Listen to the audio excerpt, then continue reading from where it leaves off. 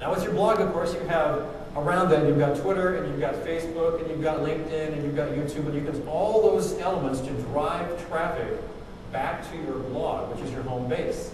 And consider all those other outside elements as kind of this ongoing party, and your blog is your home. If you're going to a party, you wouldn't walk up to somebody and say, hey, want to buy something? Hey, want to buy something? No, you'd say, hey, come on back, I got some cool stuff I want to show you at my house. And then when you get to your house, you can engage them in a conversation, and if it's appropriate, you can try and sell them something. But you can't do that really on all these other places. Now, just to say, not to say that people don't do it, and some people do it successfully, but it really depends on what kind of community they have that they're talking to. Twitter is one of those things which, when it first came along, I thought, what is this all about? And I suspect even the inventors of Twitter probably said, you know, this is kind of cool. What's going to happen? It has evolved into a really interesting tool, a real-time communication tool that has become extremely valuable to a lot of companies. I know that Dell Computer Companies, in fact, has a Twitter account that has 1.5 million followers, and they sell $3 million worth of computers off of that one account every single year. Comcast has a great account called Comcast Cares. If they see any mention of Comcast online, they respond to it. In fact, an interesting story about Twitter, about a month or so ago, I had an issue with my credit union. They had overcharged me on a couple of things, and so I got on the phone, and I'm on hold, and the announcer on hold said, follow us on Twitter at United's Credit Union. So I went, oh, they're on Twitter? Wow, my credit union's on Twitter? Wow, okay. So I got off the phone, and I went and followed them. Well, the same day, I had to make a call to Comcast, because they had overcharged me too. And both of those situations were resolved happily. So I get on Twitter afterwards and said, thanks to Unitas and thanks to Comcast for solving my problem, great customer service. An hour later, Unitas writes back, replies to my tweet and says, thanks for noticing, it was awesome. And the next day, Comcast did the same thing. It's a real-time communication device that I think is yet to be fully explored. Like, even the people are there all the time. You know, the biggest complaint I hear about trade show marketing is, oh man, I spent thousands of dollars, went to the show, I got nothing to show for it. Waste of money. I got nothing out of it. The biggest rave I hear about trade show marketing, and I hear about the same amount as I hear the other one, is that I can't believe I went to this trade show, I met so many people, I wrote so much business, I met so many new distributors that I'm going to do it again and again as many times as I can. So which is it? Is it a colossal waste of money, or is it the best thing since, I hate to say it, peanut butter. Peanut butter. Well, of course, it's both. And it really depends on how you look at it and how you do it. I'm going to talk about 7 different ways to make your next trade show a success. If you want to take notes, you're welcome. I've got a handout, which I'll give you after we're done. The first thing, though, about trade show marketing is it is a good thing if you have an objective and you have a plan. And you need to know why you're going to a trade show. What's the purpose of being there? And you know, what is your objective for going to a specific show? It may change from show to show. Some reasons, of course, the main obvious one is to go to sell. You want to make as many sales as you can. And of course, that makes a lot of sense. You might want to go to brand. You might just go and meet people and get people to know who you are in the industry. If you have a new product, it makes sense to go and show off your brand new product. Of course, trade shows are great. Conferences are great for networking in the industry, to meet new people, to find out what some of the old people that you've known for years are doing.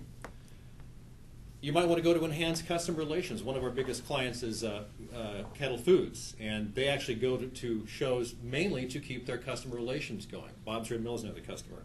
And they go to shows not to make a lot of sales, but they go to enhance their customer relations. They set up a lot of appointments with people. They've got people coming all day long for 3 or 4 days of these big shows.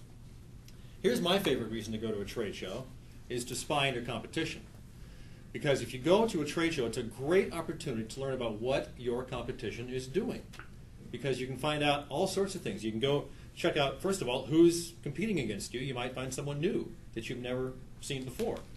And you can find out how they're presenting themselves, what's their new product, what their trade show booth looks like, how their people are interacting with folks. And you may come back to your booth and say, I can't believe it. These guys, they got a crappy booth. Oh, my God. I just can't believe how bad of a presentation they've got. Or you might come back and say, those guys must have spent 50 grand on a brand new 20 by 20 booth, and oh, man, we really got to get together. So it's a great way to spy on the competition. And I talk to clients a lot about this, and a lot of them say, well, yeah, we look. And we sort of take notes, but to go there with that as part of your agenda, to send some of your people around. In fact, what I think really is interesting is if you can get someone of your people to go up and talk to theirs, sort of, undercover, they can start spill the beans. If you turn your badge around so they don't know who you are, for instance. You can actually learn a lot about competition by doing that. But branding is a big thing about blogs. There's a lot of CEOs that have their own blog. There's a lot of companies that have blogs that are nothing more than rehashed press releases, and those sort of die on the vine because after 6 months they're going, no one's coming to our blog. And a blog expert would look at it and say, yeah, you're only putting up press releases, you're not really engaging your community. So you really need to think about who's out there, and it's not about you. It's not about you. It's about your reader and what interests them.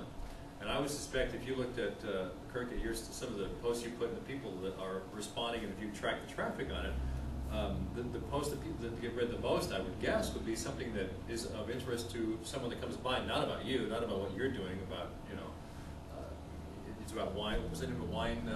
Memoirs. Wine memoirs. Yeah, it's just a hobby. Yeah, right. And there's nothing wrong with that, but I'm suspecting that when people find that, they'll go to the blog posts that are of most interest to them and not necessarily about what you're doing. So if you're going into it thinking, I want to write a blog about me and about the company, probably not going to be that successful. But if you think about what can we do and what is important to those people, and when you start conversations with them through comments and email newsletters that you can promote on your blog and ebooks like I talked about, then that starts to bring people in there and you get a feel for what's important out there and what you need to respond to. And you can, it's a great platform for podcasting, for putting videos up, for releasing newsletters, white papers, ebooks. There's just a lot of things, and that's why I like to call it the home base, because you control it, you own the domain, you own the website, it's yours. When you get to other ones like Twitter and Facebook and YouTube, you just have an account there. They're not really yours. Yes, you can start a channel on YouTube. Yes, you have a Twitter account, but ultimately they decide what happens. Facebook changes stuff like every 6 months that is fairly significant, and a lot of people go, don't like what you did. And they'll arbitrarily, limit you, or, for instance, or you get up to the point where I can only get 5,000 fans on my Facebook page.